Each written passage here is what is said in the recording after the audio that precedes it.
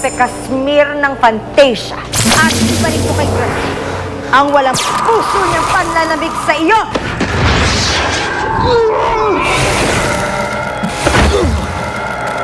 Kay Grasilda to. Ano napunta to kay Veron? Casmir! Bakit mo yung ginawa kay Eric? Dahil nagaw ka niya sa akin! May kakaiba sa kwintas na to, Cindy. I think nasa kwintas na to ang sikreto ng pagkatao ng mga malalaming babaeng yon. Panoorin mo kung anong gagawin ni Casmir sa lalaki mong pinagpalit sa kanya!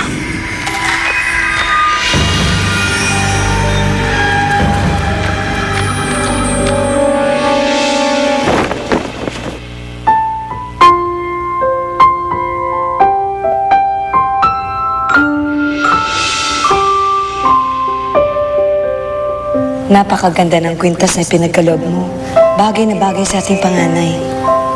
Huwag mong hahayaan ko pa rin niya to. Gusto ko, hanggang paglaki niya, suot niya pa rin ang kwintas na yan para palagi niya akong maalaala. Kung makapagsalita ka naman, para kang mawawala sa amin. Hindi natin tiyak kung hanggang kailan ang buhay natin. Hindi rin natin alam kung hanggang kailan ko makakasama ang anak natin.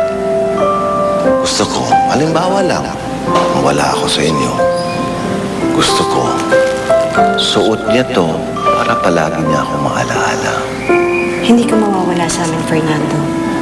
Hanggang makapagdalaga at mag-asawa ang panganay natin, magkakasama tayong mabubuhay dito sa Fantasia.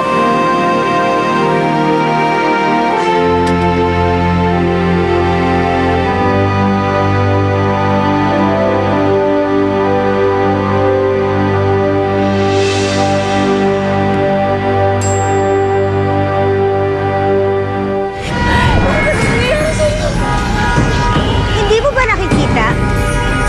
Ginagawang yelo ni Casmir yung Eric na tinatawag mo.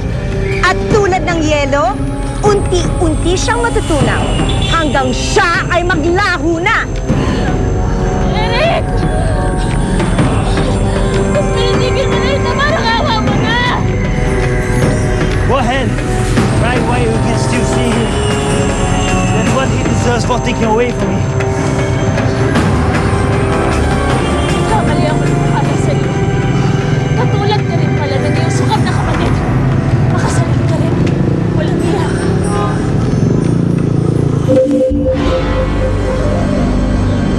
Sige, Casmir. Parusahan mo rin yung babae niya sa ginawa niya sa'yo.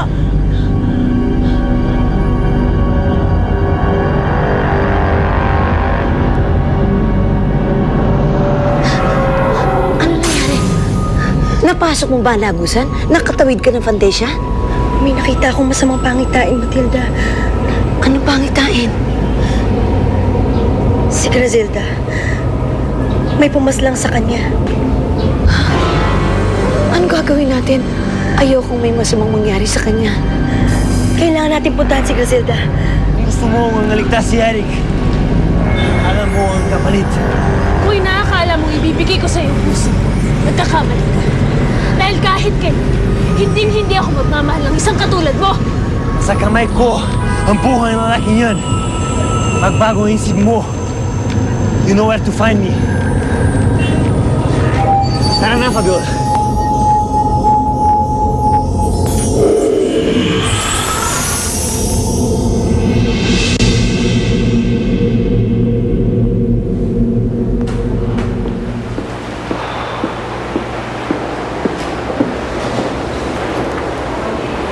Dad?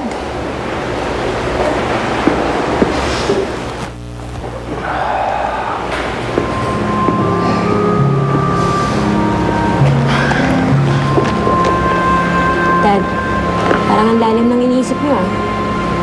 Iniisip niyo na naman ba yung kabit niyo sa kayong anak niyo? Talaga, Cindy. Respetuhin mo naman ako. Then don't think about them. Para ano pa kung kami ang pinili niyo kung nagkakaganito lang naman kayo? I'm sorry. Gusto na lang umuwi ni Mami sa bahay. Saka sa tingin ko, dapat iuwi na natin siya para fully recover na siya doon. Saka dad, ini-expect ko, kapag umuwi si mommy sa bahay, gagawin yun lahat para tulungan siya makarecover. Dad, utang na loob naman. Kalimutan niyo na yung Matildang yun sa kay Grazildang yun. Para makamove on na tayo.